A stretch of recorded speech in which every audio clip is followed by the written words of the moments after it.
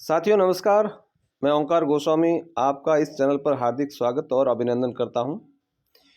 जैसा कि हम हिंदी साहित्य का संक्षिप्त इतिहास कक्षा 11 और 12 में पिछले सत्रों में चल रही पुस्तक की इस सीरीज का अध्ययन कर रहे हैं और इस सीरीज में इस वीडियो में हम आदिकाल की पृष्ठभूमि और आदिकाल का या फिर कहें हिंदी साहित्य के इतिहास का काल विभाजन और उसका नामकरण उस पर चर्चा करने वाले हैं, जो कि हिंदी साहित्य का संक्षिप्त इतिहास पुस्तक को आधार मानकर इस वीडियो में शामिल की जा रही है। संस्कृत भाषा के विशाल साहित्य में अपार शब्द भंडार है। इसमें अनेक ग्रंथों की रचना हुई, किंतु वेद, उपनिषद, आरण्यक की भाषा जन सामान्य जन के लिए कठिन हो रही थी। इसलिए भाषा का सरलीकरण हुआ और लोक भाषा के रूप में अपभ्रंश तक पहुंच गई। यानी कि संस्कृत भाषा है, जैसा कि हमने पूर्व वीडियो में जाना था कि जो हिंदी का जो विकास क्रम है वो किस प्रकार रहा है, उसमें जो संस्कृत के पश्चात फिर जो हिंदी से पूर्व तक यानी कि अपभ्रंश तक पहुंच गई थी और इसका समय है वह 7वीं शताब्दी में अपभ्रंश का जो विकास है वो पूर्ण हो गया था। तो आपसे पूछा जा सकता है कि अपभ्रंश का पूर्ण रूप से विकास किस शताब्दी तक हो गया था, तो आप उसका जो उत्तर है वो 7वीं शताब्दी लिख सकते हैं। कहीं वह ग्राम्य भाषा के रूप में तो कहीं संस्कृत निष्ठ शब्दावली युक्त वाक्य योजना के अंतर्गत लिखी जा रही थी। तत्कालीन साहित्यकार जनरुचि को देखकर अपने मनोभावों को अभिव्यक्त कर रहे थे। 7वीं शताब्दी के सिद्धाचार्यों ने अपने अनुभवों को वाणी देना प्रारंभ कर दिया। उनकी भाषा में, इनकी सिद्धाचार्यों की भाषा में संस्कृत शब्दावली का प्रयोग हुआ। वे तत्सम शब्द धीरे धीरे हिंदी भाषा की नींव डाल रहे थे। यानी कि सिद्धाचार्यों ने संस्कृत भाषा के शब्दावली का प्रयोग किया और वही संस्कृत भाषा के शब्द है वो हिंदी भाषा की नींव डाल रहे थे। 10वीं शताब्दी तक आते आते अपभ्रंश का लोक साहित्य पर्याप्त विकसित एवं सूक्ष्म मनोभावों की अभिव्यंजना करने लगा। इस समय अपभ्रंश भाषा परिनिष्ठित होकर साहित्यिक भाषा का रूप धारण कर चुकी थी और लोक भाषा में लिखित साहित्य तत्सम शब्दावली युक्त अपभ्रंश में लिखा जाने लगा। अपभ्रंश का रूप निखर कर आ रहा था। विभिन्न प्रवृत्तियों तथा विभिन्न काव्य रूपों के कारण कथा और शिल्प विधान भी संस्कृत साहित्य के नियमों के बंधन से मुक्त हो गया। यह विभिन्न संप्रदाय, धर्म तथा मतांतरों का काल था। कहीं सदाचार और वैराग्य की धारा में कवि अपनी रचना लिख रहा था, तो कहीं श्रृंगार रस की धारा के साथ साथ वीर रस का भी संगम हो रहा था। तो वीर रस, श्रृंगार रस और वैराग्य रस सभी का जो वर्णन है आदिकालीन इस पृष्ठभूमि में हो रहा था। भाषा का रूप बदल रहा था। 10वीं शताब्दी से 13वीं शताब्दी तक यह साहित्य राजाश्रय, धर्माश्रय और लोकाश्रय के आधार पर रचा जा रहा था। तो यहाँ पर जो प्रश्न आपके सम्मुख बन रहा है वह 10वीं शताब्दी से 13वीं के बीच में जो साहित्य है वो किस प्रकार रचा जा रहा था। तो जो उसके आधार राजाश्रय, राजा के आश्रय में, धर्म के आश्रय में और लोकाश्रय यानी कि जनता के आश्रय में, जनता की पसंद के अनुसार। इस समय साहित्यिक संक्रमण काल चल रहा था। तो पूछा जा सकता है कि साहित्यिक संक्रमण काल कब चल रहा था, तो उसकी समय अवधि है आपकी 10वीं से 13वीं शताब्दी। छंद, काव्यात्मक रूप, विषय वस्तु, काव्य रूढ़ियाँ एवं परंपराओं की दृष्टि से अपभ्रंश साहित्य प्रचुर मात्रा में प्रभावित हुआ। हिंदी भाषा को प्राणवान बनाने का प्रयास प्रबुद्ध चेता तथा विकासोन्मुखी प्रतिभावान रचनाकारों ने अपने भावों को लोक रंजनकारी एवं लोक कल्याणकारी बनाने का सुनियोजित मार्ग प्रशस्त किया। जनमानस जीवंत धारा की ओर बढ़ रहा था। वीर रस की वेगमयी धारा ने अदम्य साहस का संचार किया, जो लोक रंजन के साथ साथ लोक रक्षण का काम कर रही थी। राजाश्रय कवियों ने युद्ध के क्षणों में सेना के मनोबल को बढ़ाने के लिए वीर रस को चुना। वीर रस की ओजस्वी शैली के कारण इसको रासो का नाम दिया गया। तो देखिए रासो नाम क्यों दिया गया, इसका ये उत्तर यहाँ पर बताया गया है। वीर रस की ओजस्वी शैली के कारण इसको रासो नाम दिया गया। वीर रस की जो ओजस्वी शैली है उसके कारण इसका नाम रासो रखा गया। यथा आध्यात्मिक और वीर रसात्मक तथा श्रृंगारिक रचनाओं के उदाहरण इस प्रकार है। तो ये उदाहरण है, ये जो पहला उदाहरण है वो आध्यात्मिकता का उदाहरण है। नाद न बिंदु न रवि न शशि मंडल चियरा सहाबे मूलक उजु रे उजु जाडी माँ तेहु रेबंक नियही वही जा जहुरे लंक। ये सरहपाद की पंक्ति है और कई बार पूछा गया है और पूछा जा भी सकता है। बहुत महत्वपूर्ण पंक्ति है। नाद न बिंदु न रवि न शशि मंडल, ये जो पहली पंक्ति है आपको बहुत अच्छी तरह से याद होनी चाहिए। पूछा गया है और अब भी पूछा जा सकता है कि यह पंक्ति किसकी है या इसके लिखने वाले कौन है, रचनाकार कौन है। तो सरहपाद इसके रचनाकार है। दूसरा उदाहरण जो है वो वीर रस का है और यह सारंगधर जो कवि है उनका हमीर रासो है उससे उद्धृत है, उससे लिया गया है। हमीर कज्ज जज्जण जज्जल भंड फोहाणल यह मई जलऊ सुलितान शीस कर वाल दह तजी कलेवर दिय चलऊ। तो ये वीर रस की पंक्ति है और हालांकि इसमें हमीर नाम दे रखा है तो अंदाजा लग सकता है कि ये हमीर रासों की पंक्ति है। अगला जो उदाहरण है वो श्रृंगार रस का उदाहरण है। विद्यापति की जो पदावली है उस पदावली से इसे लिया गया है। जन्म अवधि हम रूप निहारल नयन न तिरपति भेल सेहो मधु बोल श्रवणहि सूनल श्रुति पथ परस न मेल। तो यह उदाहरण भी, ये जो पहली पंक्ति आपको याद रखनी है, यह भी कई बार पूछा गया और अब भी पूछा जा सकता है। बहुत महत्वपूर्ण पंक्ति है। यही पूछा जा सकता है कि यह विद्यापति की किस रचना से है या फिर इसके रचनाकार कौन से हैं, या फिर पूछा जा सकता है कि इसमें रस कौन सा है। तो इस तरह की जो सामान्य जानकारियां जो यहाँ पर दे रखी हैं उसमें एक ही पंक्ति में कितने सवाल बन सकते हैं या अधिकाधिक सवाल है वो बनाने का हमें प्रयास करना चाहिए। आगे बढ़ते हैं। आदिकाल के इस समय में हिंदी का प्रारंभिक रूप देखने को मिल रहा था। हिंदी अपने अस्तित्व में आ रही थी। आचार्य हजारी प्रसाद द्विवेदी, ये बहुत महत्वपूर्ण पंक्ति है, ने कहा है। उन्होंने क्या कहा है, कई बार इस क्वेश्चन को पूछा जाता है। 10वीं से 14वीं शताब्दी का काल जिसे हिंदी का आदिकाल कहते हैं। तो इन्होंने समयावधि बताई है 10वीं से 14वीं शताब्दी। भाषा की दृष्टि से अपभ्रंश का बढ़ावा है। तो इन्होंने समयावधि 10वीं से 14वीं नहीं बताई, इन्होंने कहा है कि इसे कहा जाता है।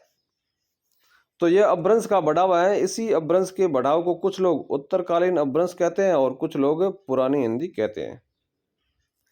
12वीं शताब्दी तक निश्चित रूप से अपभ्रंश भाषा ही पुरानी हिंदी के रूप में चलती थी। तो इनका मानना है कि 12वीं शताब्दी तक अपभ्रंश भाषा पुरानी हिंदी के रूप में चलती थी, यद्यपि उसमें नए तत्सम शब्दों का आगमन शुरू हो गया था। इस प्रकार ये जो पंक्ति है वो पूछी जा सकती है और कई बार पूछी भी गई है। आपको ये क्वेश्चन है वो हजारी प्रसाद द्विवेदी का याद रखना है। आपसे पूछा जाता है कि ये पंक्ति है वो के प्रस्तुता कौन है या ये लिखने वाले कौन है। तो ये नाम हजारी प्रसाद द्विवेदी आपको याद रखना है और ये पंक्ति आपको याद रखनी है। इस प्रकार अपभ्रंश के प्रारंभ से लिखी गई रचनाएं एवं उत्तरार्ध अपभ्रंश की रचनाएं आदिकाल की रचनाएं मानी गई है। इस समय का साहित्यिक परिनिष्ठित अपभ्रंश के रूप में हिंदी का रूप निखार रहा था। इस काल के नामकरण पर अनेक मत प्रकट हो रहे थे।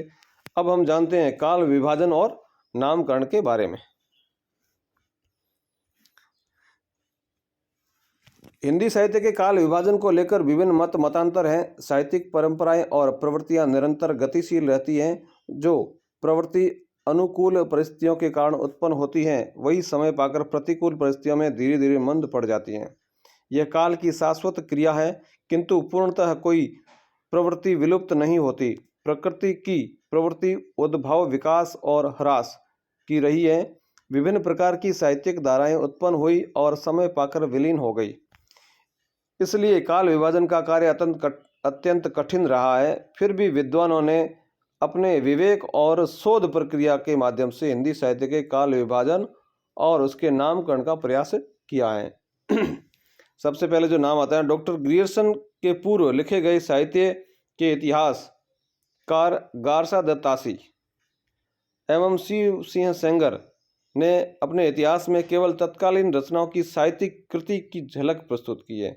यानी कि उस समय रचनाएं कौन सी थी उसकी झलक प्रस्तुत की है इन तीनों ने। ग्रियर्सन से पूर्व वाले गारसा दत्तासी और शिव सिंह सेंगर, इन दोनों ने सिर्फ साहित्यिक कृतियों की झलक प्रस्तुत की है।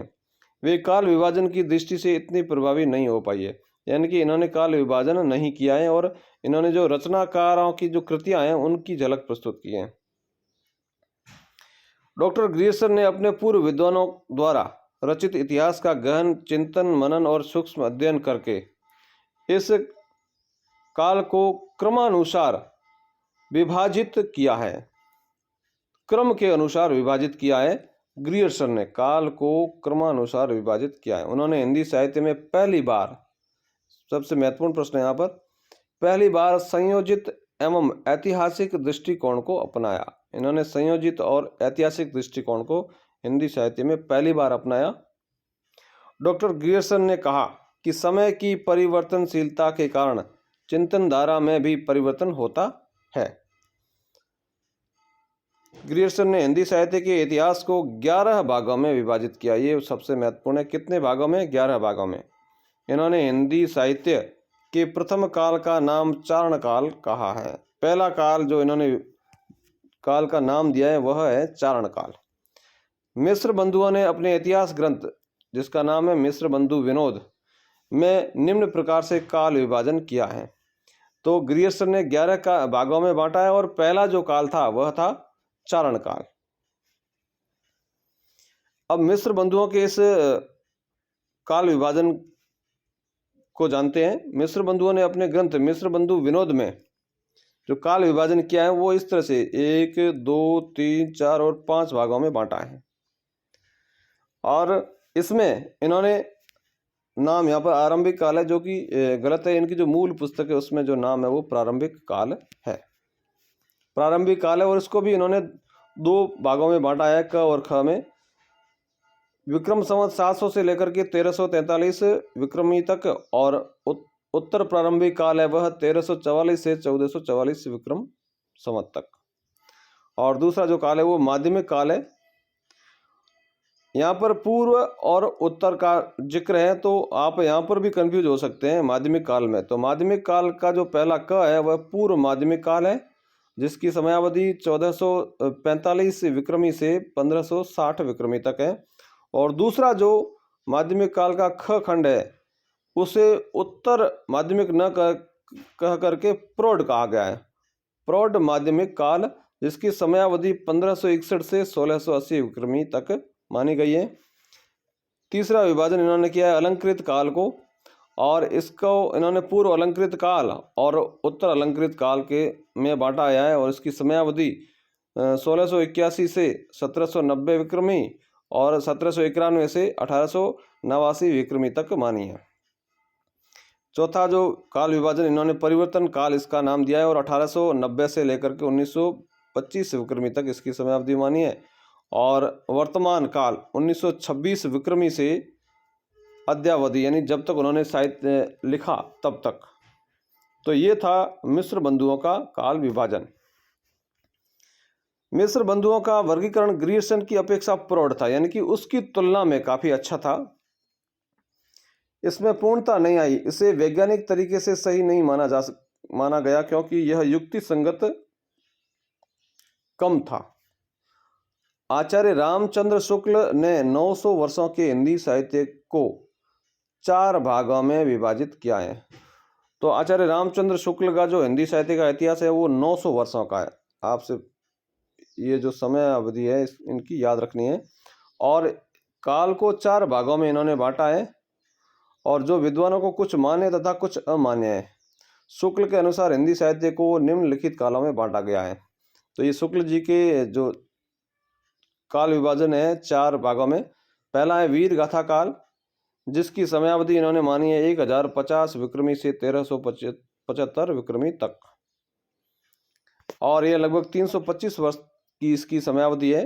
दूसरा काल है भक्ति काल, 1375 से 1700 विक्रमी तक, इसकी समयावधि भी लगभग 325 वर्ष है। तीसरा काल है रीति काल, जो कि विक्रमी 1700 से लेकर 1900 विक्रम संवत तक, इसकी समयावधि 200 वर्ष है। और चौथा काल है गद्य काल, जो विक्रमी 1900 से आज तक, यानी कि जब तक लिखा गया था यह साहित्य तब तक।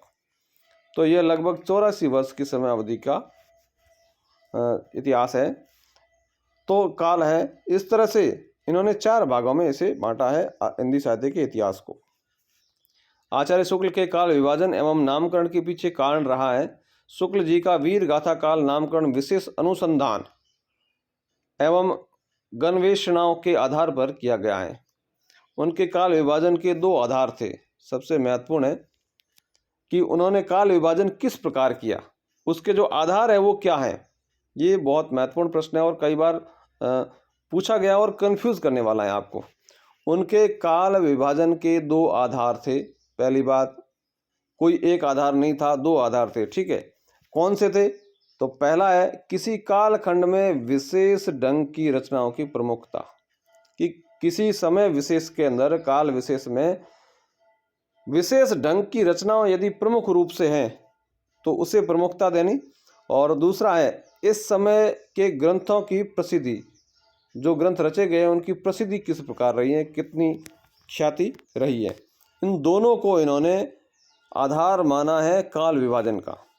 तो बहुत महत्वपूर्ण प्रश्न है यह, से आपको अच्छी तरह से अपने दिमाग में बिठाना है और पूछा जा सकता है और कंफ्यूज करने वाला है। शुक्ल जी ने बताया है कि इतिहास की खोज करने पर सबसे पहले रासों की प्राप्ति हुई। सबसे पहले उन्हें रासो ग्रंथ मिले जो वीर रस में लिखा गया था। शुक्ल जी ने निम्नलिखित 12 ग्रंथों के आधार पर, यह भी आपको ध्यान रखना है कि इन 12 ग्रंथों के आधार पर हिंदी के प्रथम काल को वीर गाथा काल कहा है। तो हिंदी का जो पहला काल है जिसे हम आदिकाल कहते हैं, उसे शुक्ल जी ने वीर गाथा काल कहा है और उसका आधार माना है इन 12 ग्रंथों को। तो आपसे ये 12 ग्रंथों के बारे में प्रश्न पूछा जा सकता है कि इनमें से कौन से ग्रंथ शामिल हैं, कौन से ग्रंथ शामिल नहीं हैं, और इन 12 ग्रंथों के रचनाकार कौन रहे हैं और इनकी रचनाओं में किसकी प्रमुखता है। तो इत्यादि जानकारी हमें याद रखनी चाहिए। इन 12 ग्रंथों के बारे में जानते हैं। जो पहला ग्रंथ है वो विजयपाल रासो है, नल सिंह द्वारा लिखित है। दूसरा है हमीर रासो, सारंगधर द्वारा लिखित। खुमान रासो, दलपति विजय द्वारा लिखित। बीसलदेव रासो, नरपति नाल द्वारा लिखित। पृथ्वीराज रासो, चंद बरदाई द्वारा लिखित। जयचंद प्रकाश भट्ट केदार द्वारा लिखित। जय मयंक जस चंद्रिका मधुकर कवि द्वारा लिखित। परमाल रासो जगनिक द्वारा लिखित। खुसरो की पहलियां अमीर खुसरो ने लिखा। कीर्ति लता विद्यापति की, कीर्ति पताका विद्यापति की और विद्यापति पदावली ये भी विद्यापति की। तो ये 12 रचनाएं हैं जिनको इन्होंने आधार माना है और इनके आधार पर तय किया कि हिंदी साहित्य का जो पहला काल है वह आदिकाल, जिसे हम आदिकाल कहते हैं, उसका नाम वीर गाथा काल होना चाहिए। किंतु शुक्ल जी के नामकरण को आचार्य हजारी प्रसाद द्विवेदी ने नहीं माना। उन्होंने कहा शुक्ल जी के द्वारा वीर गाथा काल की प्राप्त सामग्री साहित्यिक कोटि में नहीं आती है। उन्होंने यह कहा कि जो सामग्री ये 12 ग्रंथ बता रहे हैं यह साहित्यिक कोटि में नहीं आते हैं। इस समय रचित धार्मिक साहित्य की उपेक्षा नहीं कर सकते, यानी कि इस दौरान जो धार्मिक साहित्य रचा गया है उसे छोड़ नहीं सकते, उसकी उपेक्षा नहीं कर सकते। धार्मिक आधार भूमि पर रचित साहित्य भी उत्तम कोटि का होता है। उदाहरण, रामचरितमानस को यदि व्यक्ति काल से निकाल देते हैं तो व्यक्ति काल की शोभा नष्ट हो जाती है। इस तरह संदेश रासक, स्वयं भूकृत पौम चरियु, पुष्य दंतकृत पौम सीरी चरियु आदि जैन साहित्य के ग्रंथों को भी हिंदी साहित्य से बाहर नहीं कर सकते। तो इनके जो रचनाकारों के नाम आपको याद रखने हैं। द्विवेदी जी के शब्दों में धार्मिक प्रेरणा या आध्यात्मिक उपदेश होना काव्यत्व का बाधक नहीं समझा जाना चाहिए, यानी कि इन ग्रंथों की अनदेखी नहीं करनी चाहिए और इन्हें भी स्थान देना चाहिए। इस काल विभाजन में या आदिकाल के अंदर प्रमुख स्थान मिलना चाहिए। इस प्रकार अपभ्रंश के काव्य ग्रंथों की नवीन खोज एवं उनका साहित्यिक मूल्यांकन करना चाहिए। शुक्ल जी ने मिश्र बंधुओं द्वारा उल्लिखित तथा अन्य अपभ्रंश ग्रंथों को आदिकाल के लक्षण निरूपण तथा नामकरण के लिए विवेच्य नहीं समझा था। आज नवीनतम खोजों के आधार पर उत्कृष्ट अपभ्रंश पुरानी हिंदी के काव्य ग्रंथ प्राप्त होने से शुक्ल जी का दृष्टिकोण त्रुटिपूर्ण प्रतीत होता है। आचार्य हजारी प्रसाद द्विवेदी ने हिंदी साहित्य का इतिहास को 4 भागों में विभाजित किया है। अब हम जो काल विभाजन है वो हजारी प्रसाद द्विवेदी का पढ़ेंगे। इनको 4 भागों में विभाजित किया है। पहला है आदिकाल, दूसरा है पूर्व मध्यकाल, तीसरा है उत्तर मध्यकाल और चौथा है आधुनिक काल। आचार्य हजारी प्रसाद द्विवेदी ने हिंदी साहित्य के प्रथम काल को आदिकाल कहा कहने के लिए अपना मत प्रकट किया है। उन्होंने लिखा है,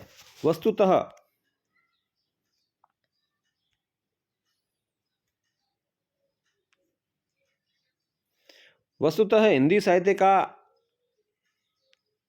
आदिकाल शब्द एक प्रकार की भ्रामक धारणा की सृष्टि करता है और श्रोता के चित्त में एक भाव पैदा करता है कि यह कोई आदि में मनोभावपन परंपरा निर्मुक्त काव्य रूढ़ियों से अछूते साहित्य का काल है। यह ठीक नहीं है। यह काल बहुत अधिक परंपरा प्रेमी, रूढ़िग्रस्त और सजग सचेत कवियों का काल है। तो इस काल को परंपरागत प्रेमी, रूढ़िग्रस्त और सजग सचेत कवियों का काल हजारी प्रसाद द्विवेदी ने कहा है आदिकाल को। तो यह भी थोड़ा हमें स्मरण रखना है। पंडित राहुल सांकृत्यायन ने हिंदी साहित्य के आदिकाल को सिद्ध सामंत काल कहा है। उन्होंने माना कि यह काल सिद्ध आचार्यों के धार्मिक उपदेश, नैतिक दर्शन एवं आध्यात्मिकता से युक्त है। डॉक्टर राम कुमार वर्मा ने इस काल को संधि व चारण काल कहा है। इस नामकरण को 2 भागों में बांटने के पीछे एक कारण था उनका। संधि काल 2 भाषाओं की संधि का काल था और चारण काल चारण जाति के कवियों द्वारा राजाओं की यशोगाथा को प्रकट करता है, जिसमें तत्कालीन राजाओं के शौर्य, वीरता एवं साहस का वर्णन है। उनके जीवन प्रसंगों को अतिशयोक्तिपूर्ण बनाकर वर्णन करना है। आगे है आचार्य महावीर प्रसाद द्विवेदी ने इस काल को बीज वपन काल कहा है आदिकाल को। उन्होंने बताया कि हिंदी साहित्य के प्रारंभिक काल में पूर्ववर्ती साहित्य की सभी काव्य रूढ़ियों और परंपराओं का सफलतापूर्वक निर्वाह हुआ है। साथ ही कुछ नवीन साहित्यिक प्रवृत्तियों का भी उद्भव हुआ है जो अपने समुचित विकास रूप में है। श्री चंद्रधर शर्मा गुलेरी ने हिंदी साहित्य के प्रथम काल को अपभ्रंश काल के नाम से संबोधित किया है। उन्होंने बताया कि हिंदी की प्रारंभिक स्थिति अपभ्रंश भाषा के साहित्य से शुरू होती है, इसलिए अपभ्रंश काल कहना उचित है। विश्वनाथ प्रसाद मिश्र, इन्होंने आदिकाल को वीर काल कहा है। इससे यह लगता है कि आचार्य रामचंद्र शुक्ल के वीर गाथा काल का ही रूपांतरण हुआ है। डॉक्टर नगेंद्र ने इस काल को हिंदी साहित्य के इतिहास में काल का विभाजन और नामकरण सामान्यतः इस प्रकार दिया है। तो अब हम पढ़ते हैं डॉक्टर नगेंद्र ने जो नामकरण है वो किस प्रकार दिया है और उसकी जो समयावधि है वो क्या रही है। तो पहला काल है आदिकाल, जिसकी समयावधि उन्होंने दी है 7वीं शताब्दी के मध्य से 14वीं शताब्दी के मध्य तक। दूसरा है भक्ति काल, समयावधि 14वीं शताब्दी के मध्य से 17वीं शताब्दी के मध्य तक। तीसरा है रीतिकाल, 17वीं शताब्दी के मध्य से 19वीं शताब्दी के मध्य तक। और चौथा है आधुनिक काल, 19वीं शताब्दी के मध्य से अब तक, यानी कि जब यह इतिहास ग्रंथ लिखा जा रहा था। हालांकि यह इतिहास ग्रंथ डॉक्टर नगेंद्र द्वारा संपादित है।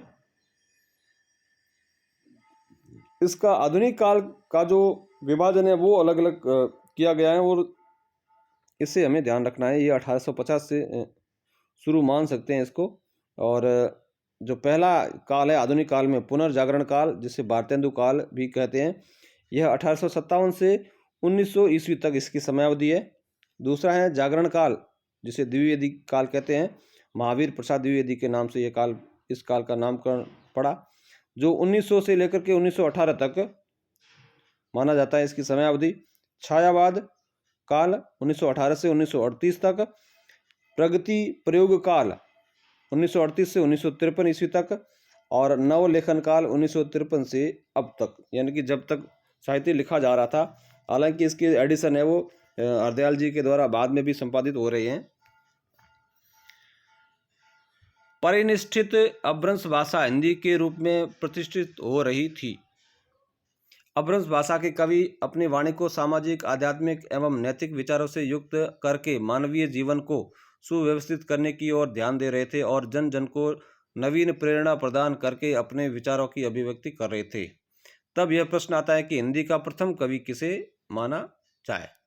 शिव सिंह सेंगर ने अपने ग्रंथ, जिसका नाम है शिव सिंह सरोज, में हिंदी के प्रथम कवि के रूप में 7वीं शताब्दी के पुष्यदंत या पुष्पदंत नाम के कवि का नाम लिखा है, किंतु इस कवि का उल्लेख मात्र है। अभी तक उसकी कोई रचना उपलब्ध नहीं हुई है। तो ये शिव सिंह सेंगर है, वे पुष्यदंत या पुष्पदंत को पहला कवि मानते हैं, हालांकि इसकी रचना उपलब्ध नहीं है। शिव महिम की रचना पुष्यदंत ने की है। इसका लक्षण ग्रंथ भी था जो अभी तक प्राप्त नहीं हुआ है। सरहपा, जिसे सरहपाद भी कहते हैं, राहुल सांकृत्यायन ने 7वीं शताब्दी के सरहपा को हिंदी का प्रथम कवि माना है। ये 84 सिद्धाचार्यों में से है। इन्होंने बताया कि सरहपाद कवि की कृतियों में अपभ्रंश की अपेक्षा संस्कृत भाषा के तत्सम शब्दों का प्रयोग हुआ है।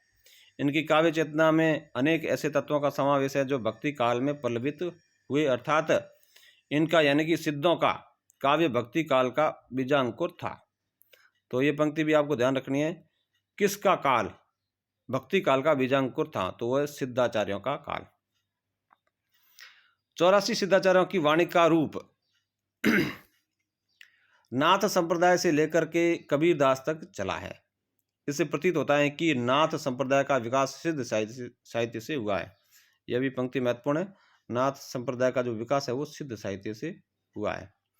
सरहपा को हिंदी का पहला कवि कहने के पीछे एक अन्य आधार काव्य शैली है। तो सरहपा की जो काव्य शैली है उसके आधार पर भी उसे हिंदी का पहला कवि माना जाता है। इनका काव्य दोहा और पदों की शैली युक्त था। इनकी जो रचना है सरहपा की, जिसे परवर्ती कवियों ने अपनाया, उन्होंने मुक्त छंद दोहा का अधिक प्रयोग किया है। इन दृष्टियों से सरहपाद को हिंदी का प्रथम कवि माना गया है। कुछ विद्वानों का मत है कि सरहपाद को हिंदी का प्रथम कवि इसलिए नहीं मानते कि इनका काव्य अपभ्रंश साहित्य में लिखा गया है, तथा दूसरा, इस समय हिंदी का कोई प्रसार नहीं था। हिंदी का निखार तो 11वीं शताब्दी तक आते आते हुआ, जबकि सरहपाद 7वीं शताब्दी के सिद्धाचार्यों के कवि थे। डॉक्टर गणपति चंद्र गुप्त ने कहा है कि अपभ्रंश और हिंदी के बीच ऐसी कोई मध्यांतर रेखा नहीं खींची जा सकती। तो यह जो पंक्ति महत्वपूर्ण है, यह गणपति चंद्र गुप्त जी ने कहा है।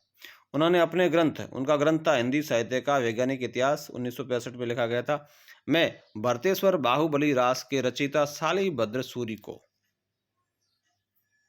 हिंदी का पहला कवि माना है गणपति चंद्र गुप्त ने। कुछ विद्वान अमीर खुसरो को तथा कुछ विद्यापति को हिंदी का कवि मानते हैं, लेकिन कुछ विद्वानों ने अमीर खुसरो और विद्यापति को 12वीं शताब्दी के कवि कहकर अस्वीकार कर दिया है। मिश्र बंधुओं ने अपने ग्रंथ, जिसका नाम है हिंदी नवरत्न, में लिखा है, महाकवि चंद्र बरदाई वास्तव में हिंदी के प्रथम कवि हैं। लिखा है कि महाकवि चंद्र बरदाई वास्तव में हिंदी के प्रथम कवि हैं। यह मिश्र बंधुओं ने कहा है। चंद्र बरदाई की रचनाओं में प्रौढ़ता एवं छंद विधान का अनुसरण किया गया है। आचार्य रामचंद्र शुक्ल का मानना है कि चंद्र बरदाई हिंदी के प्रथम कवि हैं और इनकी रचना पृथ्वीराज रासो हिंदी की प्रथम महाकाव्य है। तो प्रथम कवि शुक्ल के अनुसार चंद्र बरदाई है, हालांकि जो मूल पुस्तक है वहाँ पर महाकवि कहा गया है इन्हें, और पृथ्वीराज रासो को महाकाव्य माना है। पहला महाकवि चंद्र बरदाई और पहला महाकाव्य पृथ्वीराज रासो, आचार्य शुक्ल के अनुसार। डॉक्टर राम कुमार वर्मा ने हिंदी साहित्य का आलोचनात्मक इतिहास 1938 में इन्होंने लिखा है। उन्होंने बताया कि स्वयंभू हिंदी का प्रथम कवि है। तो इनके अनुसार स्वयंभू हिंदी का प्रथम कवि है, क्योंकि अपभ्रंश के कवियों की लेखनी काव्यमयी हो उठी थी।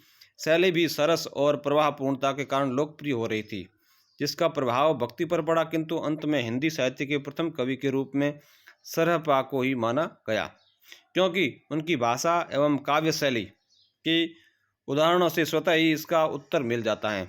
इसलिए यह स्पष्ट हो जाता है कि सरहपा ही हिंदी भाषा के अपेक्षाकृत हिंदी के अधिक निकट है। सरहपा की भाषा हिंदी भाषा के अधिक निकट है। और सरहपा की जो भाषा है उसका एक यहाँ पर उदाहरण दिया गया है। जह मन पवन न संचरई रवि शशि नाह पवेश, तही वट चित्त विषाम करूं, सर हे कहिय उवेश। यह सरहपा की पंक्ति बहुत बार पूछी गई है परीक्षाओं में कि इसकी प्रस्तोता कौन है, लिखने वाले कौन है। दूसरी पंक्ति है, यह भी इम्पोर्टेंट है, पंडिय सल सत्थ बखाणई, देह ही बुद्ध वसंत न जानई। यह भी सरहपाद की पंक्ति है और यह भी महत्वपूर्ण है, परीक्षाओं में पूछी गई है। इस उदाहरण से अपभ्रंश भाषा में संस्कृत के तत्सम शब्दों की प्रवृत्ति पाई गई जो आगे चलकर हिंदी भाषा के शब्द बने। मन, पवन, रवि, शशि, वट और चित्त। राहुल जी ने सरहपा का समय, राहुल सांकृत्यायन ने 769 ईस्वी माना है, यानी कि 8वीं शताब्दी माना है। डॉक्टर रामकुमार वर्मा भी 7वीं शताब्दी से सिद्धों की रचनाओं को भाषा का प्रारंभिक रूप मानते हैं। इसमें दोहा शैली का विकसित रूप मिलता है, यानी कि सिद्धों में। सिद्धाचार्यों ने इस प्रकार के साधनात्मक दोहे नाथ संप्रदाय और कबीरदास के हठयोग तक का मूल सिद्ध ही रहे हैं, यानी कि इनका जो प्रभाव है वो नाथ संप्रदाय पर भी है और कबीरदास पर भी है। तो इस तरह से इस वीडियो में हमने हिंदी साहित्य के इस संक्षिप्त इतिहास की सीरीज में हमने हिंदी साहित्य के काल विभाजन और नामकरण पर बात की, साथ ही हिंदी का पहला कवि कौन है उस पर भी बात की। तो ये वीडियो कैसा लगा आपको कमेंट में ज़रूर बताएं, इसे लाइक करें, शेयर करें और इस चैनल को सब्सक्राइब ज़रूर करें।